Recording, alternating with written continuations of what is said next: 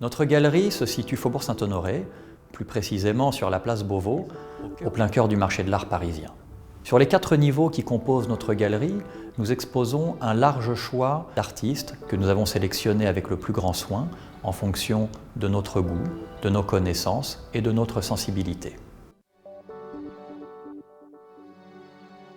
Je suis spécialiste de Jean-Gabriel Domergue depuis plus de 10 ans et je pense, à travers la galerie, avoir largement contribué à la réhabilitation de l'artiste et à la réévaluation de la cote de Domergue. Nous avons pu, au cours de ces années, exhumer des chefs-d'œuvre de l'artiste qui ont vraiment permis de le redécouvrir totalement. Domergue disait lui-même qu'il était l'inventeur de la pin-up. Je pense pour ma part qu'il est plutôt l'inventeur, l'illustrateur parfait de la parisienne. Avant Domergue, la femme était peinte de manière évanescente ou mélancolique. Avec Domergue, ça change. La femme est plus piquante, séductrice. Elle est mutine, elle a de grands yeux, le cou est lancé, le corps est tiré, toujours très élégante, très racée.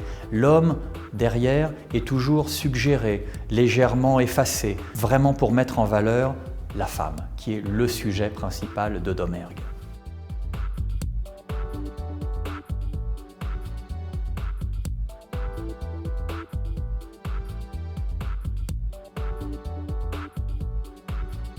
Bernard Buffet fait également partie de nos pensionnaires permanents. Comme pour Domergue, nous sommes avant tout extrêmement sélectifs. Vous trouverez chez nous aussi bien un clown, sujet parfaitement iconique de Bernard Buffet, qu'un portrait des années 50, beaucoup plus pur, beaucoup plus ascétique, qui s'adressera plus à un spécialiste.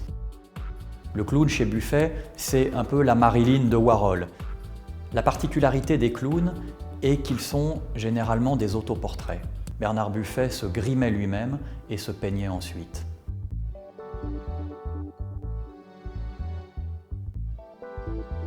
Les peintres abstraits des années 50 ont également une place de choix dans notre galerie.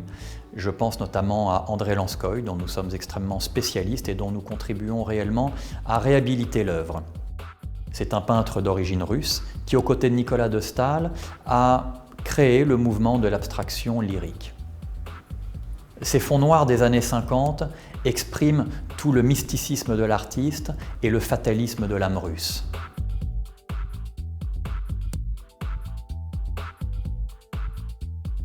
Georges Mathieu, ce peintre à l'écriture calligraphique, ou encore Victor Vasarely dans ses œuvres les plus emblématiques des années 60-70, ont vraiment leur place sur nos cimaises et vous les retrouverez en permanence chez nous.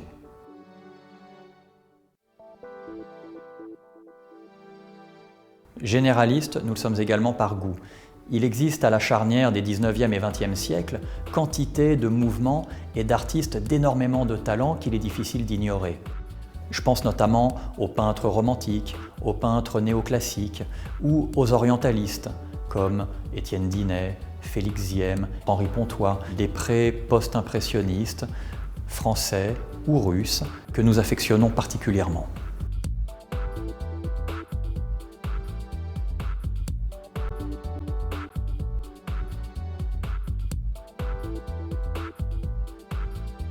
L'épopée napoléonienne a longtemps constitué l'un des thèmes majeurs de notre galerie, puisque mon père en a été le grand spécialiste mondial pendant plus de 30 ans. Aujourd'hui, le moderne a un petit peu pris le pas sur cette période, mais nous gardons toujours une place de choix à l'empereur. Quelques sculptures agrémentent également la galerie, qu'elles soient historiques, classiques, animalières ou contemporaines, à l'image de Marie-Paule de Ville-Chabrol, qui sait, avec énormément de talent, représenter l'éternel féminin.